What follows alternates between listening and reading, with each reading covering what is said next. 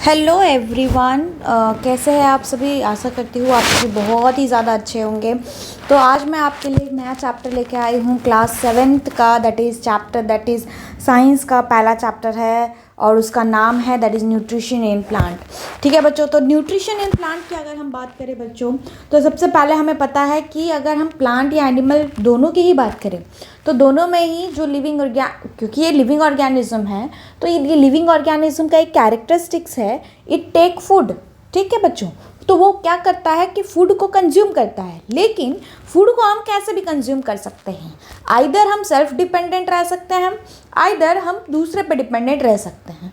और इसी के साथ साथ हम इस पूरे के पूरे चैप्टर में पढ़ेंगे फोटोसिंथेसिस के बारे में, क्लोरोफिल के बारे में, कैसे वो रोल प्ले करता है फोटोसिंथेसिस के लिए, स्टोमाटा के स्ट्रक्चर के बारे में डिस्कस करेंगे, heterotrophic mode of nutrition, autotrophic mode of nutrition, insectivorous plant के बारे में डिस्कस करेंगे, सैप्रोट्रॉप के बारे में डिस्कस करेंगे, सिम्बायोसिस मूवमेंट के बारे में डिस्कस करेंगे। तो ये सारी चीज़ें जो है वो हम 1 बाय 1 करके डिस्कस करने वाले हैं। तब तक के लिए अगर आप प्लीज़ इस वीडियो को पूरा देखना, तभी आपको ये चैप्टर जो है वो इजी वे में समझ में आ जाएगा। अगर आपको चाहिए तो मैं इसके क्वेश्चन आंसर्स भी अपलोड कर दूंगी शॉर्टली। ठीक है, यस, इसके लिए आपको पहले मुझे मैसेज करना पड़ेगा कमेंट सेक्शन में कि आपको चाहिए या आप खुद से सॉल्व कर सकते हो ये चैप्टर पढ़ने के बाद। तो स्टार्ट करते हैं बिना टाइम पास किए हुए। सबसे पहले है न्यूट्रिशन इन प्लांट। तो न्यूट्रिशन इन प्लांट की अगर हम बात करें तो सबसे पहला क्वेश्चन आता है बच्चों कि व्हाट इज़ न्यूट्रिशन, कि न्यूट्रिशन क्या होता है। Nutrition is a mode of taking food by the organism and utilising by their body. तो क्या होता है न्यूट्रिशन? न्यूट्रिशन ऐसा फूड होता है, यानी कि नॉट अ फूड, न्यूट्रिशन एक वे है जिसमें आप खाने को अपने बॉडी के अंदर कंज्यूम करते हो और फिर वो खाना आपकी बॉडी जो है वो यूटिलाइज करती है अलग अलग जगहों पे। That is your nutrition. ठीक है, तो ये इसका डेफिनेशन है जो कि इजी वे में है, ये आपके टेक्स्ट बुक में भी दिया हुआ है, you can mark it on. ठीक, वही अगर हम सेकंड की बात करें तो व्हाट इज़ न्यूट्रिएंट। फिर न्यूट्रिएंट क्या होता है कि न्यूट्रिशन तो बता दिया कि हम जो खाना खाते हैं, जिस तरीके से खाना खाते हैं और वो हमारी बॉडी किस तरीके से यूटिलाइज करती है, उसे हम लोग न्यूट्रिशन कहते हैं। तो न्यूट्रिएंट्स क्या होता है? न्यूट्रिएंट्स होता है fats, carbohydrate, protein, vitamins and minerals, this all are the nutrient. इस सभी को क्या कहते हैं? इस सभी को हम न्यूट्रिएंट्स कहते हैं। ठीक है, फिर उसके बाद आ जाता है बच्चों मोड्स ऑफ न्यूट्रिशन। तो मोड ऑफ न्यूट्रिशन की अगर हम बात करें, मोड ऑफ न्यूट्रिशन की बात करें तो दो तरीके के मोड ऑफ न्यूट्रिशन होते हैं। फर्स्ट होता है ऑटोट्रॉपिक न्यूट्रिशन, दूसरा होता है हेटेरोट्रॉपिक न्यूट्रिशन। ऑटोट्रॉपिक न्यूट्रिशन की बात करें तो ऑटो का मतलब होता है सेल्फ एंड ट्रॉप्स का मतलब होता है नरिशमेंट। ठीक है, यानी कि ऐसा लिविंग ऑर्गेनिज्म जो खुद के लिए नरिश कर सकता हो। हेटेरोट्रॉपिक का मतलब होता है जो डिपेंड करता हो दूसरे लिविंग ऑर्गेनिज्म पे। तो ऑटोट्रॉपिक ऑर्गेनिज्म का अगर हम बात करें तो the living organism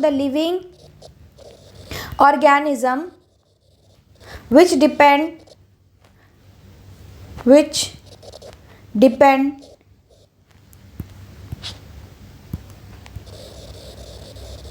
on their self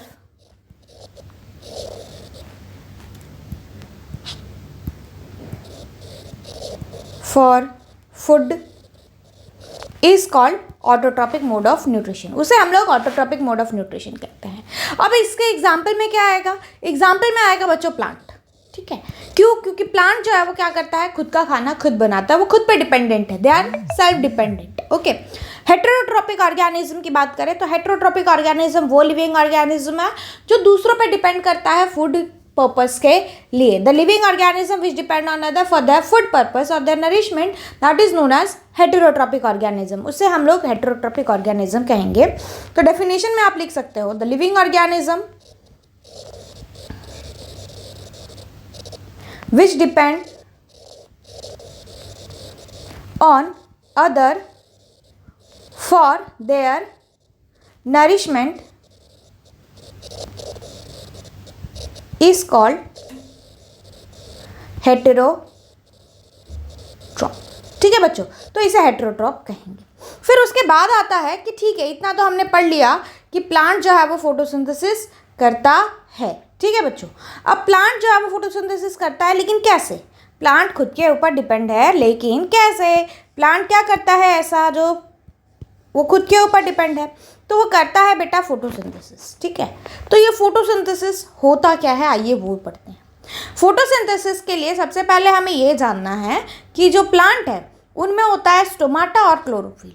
अगर हम स्टोमाटा की बात करें बच्चों, तो स्टोमाटा में सबसे पहले क्या होता है कि ये एक लीफ होती है।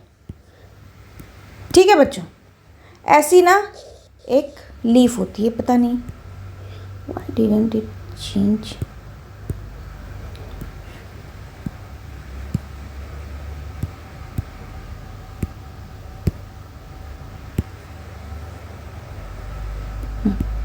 तो क्या होता है, जो प्लांट होती है ना बच्चों, उसमें एक ग्रीन कलर की लीफ होती है।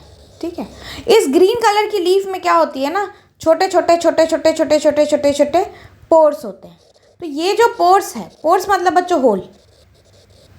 ठीक है, तो ये जो पोर्स है उसको हम लोग होल कहते हैं। तो ये जो लीफ है, इस लीफ में क्या रहता है, छोटे छोटे पोर्स रहते हैं, और इसी स्पोर को हम लोग स्टोमाटा कहते हैं। ठीक है, इसी पोर को हम लोग स्टोमाटा कहते हैं। अगर हम इसके स्ट्रक्चर की बात करें तो ये कुछ इस तरीके का स्ट्रक्चर होता है। ठीक है, ऐसे बीन्स जैसे स्ट्रक्चर होते हैं, और फिर इसके ऊपर ऐसे लीफ जैसी स्ट्रक्चर होती है। ठीक है बच्चों, तो ये जो है, ये जो सेंटर वाला पोर्शन रहता है इसे पोर कहते हैं, और इस पूरे स्ट्रक्चर को स्टोमाटा कहते हैं। ठीक है बच्चों, अब आता है क्लोरोफिल कि क्लोरोफिल क्या होता है। क्लोरोफिल एक ऐसा क्लोरोफिल जो है ये एक ग्रीन पिगमेंट होता है बच्चों। ग्रीन पिगमेंट, लीफ होती है ना, लीफ आपने देखा होगा, लीफ की जो कलर है वो कौन सी कलर की रहती है, ग्रीन कलर की रहती है ना बच्चों। तो कौन से कलर की रहती है, लीफ की कलर ग्रीन कलर की रहती है। मैम ये ग्रीन कलर हमने देखा है। ठीक है, तो ये जो ग्रीन कलर मिला है ना बच्चों, इसी ग्रीन कलर को हम लोग, ग्रीन पिगमेंट को क्लोरोफिल कहते हैं। समझ में आ गया कि नहीं आ गया? Green pigment in the leaf that is known as chlorophyll. ठीक है, उसे क्या कहते हैं, क्लोरोफिल कहते हैं। अब ये काम कैसे करता है फोटोसिंथेसिस के लिए, है ना बच्चों? तो आइए वन बाय वन करके देखते हैं। सबसे पहले जो प्लांट है, ठीक है, सपोज कि ये प्लांट है, नीचे से वो क्या गेन करेगा, वाटर। हम पानी डालेंगे तो ये पानी को गेन करेगा। ऊपर से क्या मिल रहा है, कार्बन डाइऑक्साइड। अंदर क्या है, क्लोरोफिल। और ये तीनों के प्रेजेंस में ये फोटोसिंथेसिस परफॉर्म करेगा। ठीक है, अब ये फोटोसिंथेसिस परफॉर्म करेगा तो कुछ इस तरीके से कि सबसे पहले इसका ना रिएक्शन है बच्चों। तो ये रिएक्शन आपको ही लिखना है। कैसे लिखना है कि एनवायरनमेंट से क्या गेन किया, कार्बन डाइऑक्साइड। ठीक है, अगर आपको चाहिए तो ये सिंपल वे में आप ऐसे भी लिख सकते हो कि एनवायरनमेंट से क्या गेन करेगा प्लांट, क्या गेन करेगा बच्चों, कार्बन डाइऑक्साइड। और उसको क्या मिल रहा है, वाटर। ठीक है बच्चों, और किसके प्रेजेंस में, क्लोरोफिल। क्या है, क्लोरोफिल क्या है, क्लोरोफिल स्टोमाटा है, सॉरी क्लोरोफिल क्या है, क्लोरोफिल ग्रीन कलर का पिगमेंट है, इसीलिए क्लोरोफिल। और सनलाइट, सनलाइट बहुत ज़्यादा एसेंशियल है बच्चों। अगर सनलाइट ही नहीं रहेगा तो प्लांट फूड प्रिपरेशन नहीं कर पाएगा। तो इसके प्रेजेंस में बनाएगा कार्बोहाइड्रेट और ऑक्सीजन। ठीक है बच्चों, तो ये है उसका प्रॉपर तरीके से रिएक्शन। ठीक, तो आगे बढ़ते हैं। Other mode of nutrition in plants, क्या है other mode of nutrition in plant, yes. अगर हम लोग other mode of nutrition in plant की बात करें तो इसमें आ जाता है बच्चा आपका इंसेक्टिवोरस प्लांट। ठीक है, सेप्रोट्रॉप, फिर उसके बाद आ जाता है होस्ट, पैरासाइट, ये सारी चीज़ें। ठीक है, तो अदर मोड ऑफ न्यूट्रिशन की बात करें तो कुछ कुछ ऐसे प्लांट्स होते हैं जिनमें फोटोसिंथेसिस नहीं होता है। ठीक है, लेकिन फिर भी वो अपना फूड को गेन करते हैं, जैसे कैस्केटा, जिसे हम लोग अमर बेल भी कहते हैं। ठीक है बच्चों, ये क्या होता है कि सबसे पहले ना मैं एक प्लांट बनाती हूँ, ये ऐसा प्लांट है। ठीक है, और इसके ऊपर जो कैस्केटा रहता है ना वो ऐसे रैल कर जाता है। ठीक है, रैप करता है, और फिर इसके बीच में क्या होता है ना कि अगर ये स्टेम है मान लो, और फिर इसके ऊपर कैस्केटा आया, तो इसमें ना नोकीली सी चीज़ रहेगी, ये इसके अंदर पेनिट्रेट कर देगा। ठीक है, और पेनिट्रेट करने के बाद ना क्या होगा कि ये जितना भी न्यूट्रिशन इस प्लांट का है वो गेन कर लेगा। ठीक है बच्चों, तो ये जो अमरबेल इसके ऊपर लपेटा हुआ है ये जो अमर बेल है ये कहाँ से न्यूट्रिशन गेन कर रहा है? ये फोटोसिंथेसिस कर रहा है क्या? नहीं, फोटोसिंथेसिस नहीं कर रहा है। तो क्या कर रहा है? उसको खाना कहाँ से मिल रहा है? उसको खाना कहाँ से मिल रहा है? उसको इस प्लांट से खाना मिल रहा है। ठीक है, तो ये जो प्लांट है ना, इसको हम लोग होस्ट कहेंगे। ठीक है, क्या कहेंगे? प्लांट को क्या कहेंगे हम लोग? होस्ट कहेंगे। ठीक है बच्चों। और पैरासाइट क्या है? पैरासाइट ये अमर बेल है। ठीक है, तो इस प्लांट को हम लोग पैरासाइट कहेंगे, और ये जो कैस्क्यूटा है इसे हम लोग क्या कहेंगे? पैरासाइट कहेंगे, और ये जो प्लांट है उसे हम लोग होस्ट कहेंगे। फिर उसके बाद आता है बच्चों इंसेक्टिवोरस प्लांट। तो ऐसा plant which depend on insect to nourish their self called insectivorous plant.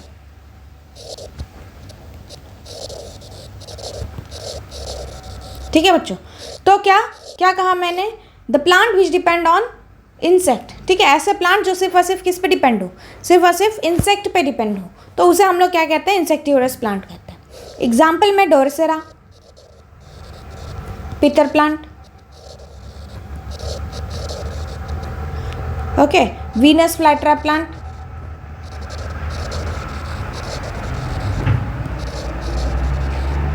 तो इसे हम लोग क्या कहते हैं? इंसेक्टिवोरस प्लांट कहते हैं। तीन है। ठीक है, क्या है? Drosera, pitcher plant, Venus flytrap plant. ठीक है बच्चों, फिर उसके बाद यस, अगर हम इसकी बात करें तो pitcher plant, drosera and Venus flytrap plant तो ऐसे बुक जैसी होती है। ठीक है, फिर इसके ऊपर जैसे ही कोई चीज़ बैठेगी वैसे ही एक दूसरे को क्लोज कर लेगा। ठीक है, पीटर प्लांट की बात करें तो ऐसे जग जैसा होता है। ठीक है, इसका ये जो जग जैसा है ना, ये बहुत ही ज़्यादा स्लिपरी होती है, तो इसके ऊपर कोई भी जब बैठता है तो वो नीचे गिर जाता है, और यहाँ पर ना बहुत ही ज़्यादा हेयर जैसे स्ट्रक्चर रहते हैं, तो वो उसको वापस से ऊपर आने की इजाज़त नहीं देता, और फिर यहाँ पर वो हाइड्रोलाइज एंजाइम सीक्रेट करता है और वो डाइजेस्ट हो जाता है, फिर वो प्लांट जो है वो गेन कर लेता है न्यूट्रिशन। ठीक है, सेप्रोट्रॉपिक ऑर्गेनिज्म की बात करें तो सेप्रोट्रॉपिक ऑर्गेनिज्म का मतलब होता है living organism which derive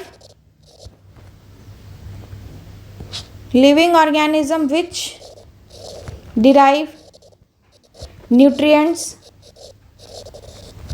from dead and decay material called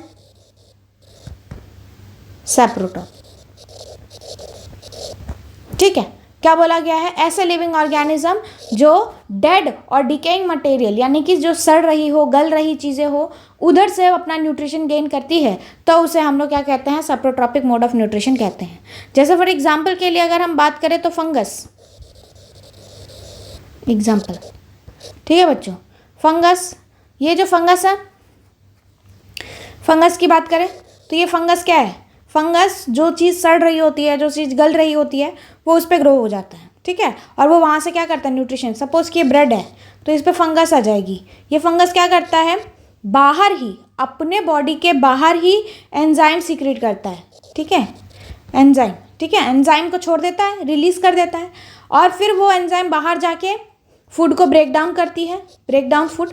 ठीक है, छोटे छोटे छोटे छोटे छोटे छोटे टुकड़ों में तोड़ देती है, और फिर ये जो फंगस है ये अपने अंदर इसको गेन करता है ना बच्चों? तो इसे हम लोग फिर सेप्रोट्रॉपिक कहते हैं। फिर उसके बाद आता है सिम्बायोसिस। सिम्बायोसिस की अगर हम बात करें तो ऐसे लिविंग ऑर्गेनिज्म जो साथ में रहते हो, ऑर्गेनिज्म लिव टुगेदर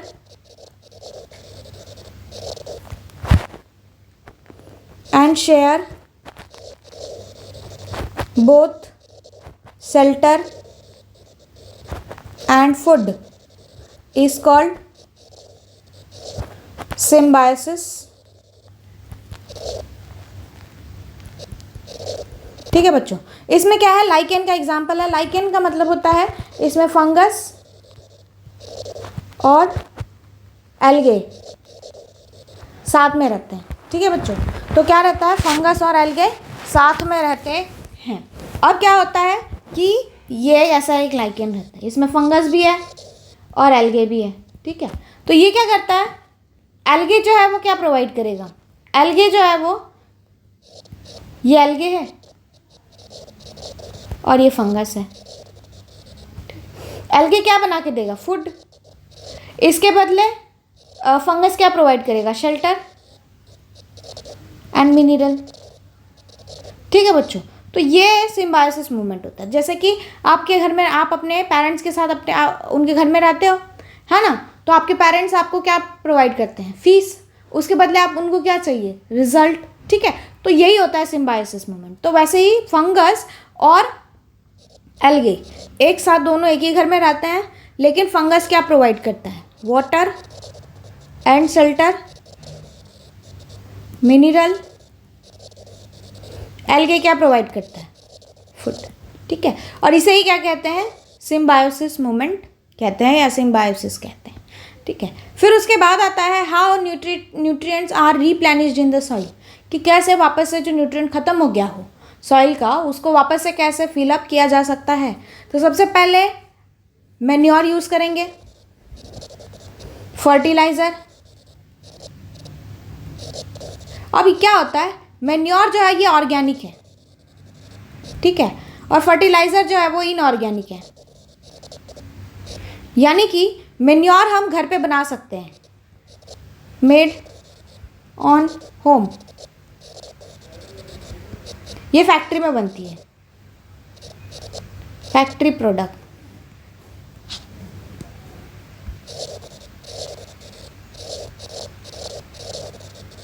ठीक है बच्चों, ये क्या है, फैक्ट्री प्रोडक्ट। ठीक, उसके बाद अगर हम मैन्योर की बात करें,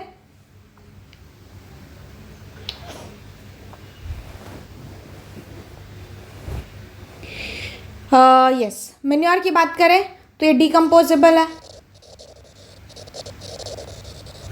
और ये नॉन डिकम्पोजेबल है।